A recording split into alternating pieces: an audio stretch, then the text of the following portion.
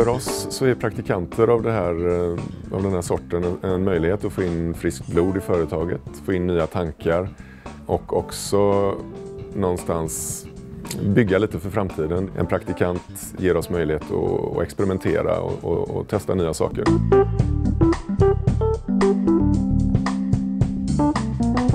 Ulkomaan työskentely kyllä antoi näkemystä ja kokemusta aika reilusti. Se antoi mahdollisuuksia kehittää eteenpäin meidänkin työkulttuuria ja nähdä toiselta kantilta asioita.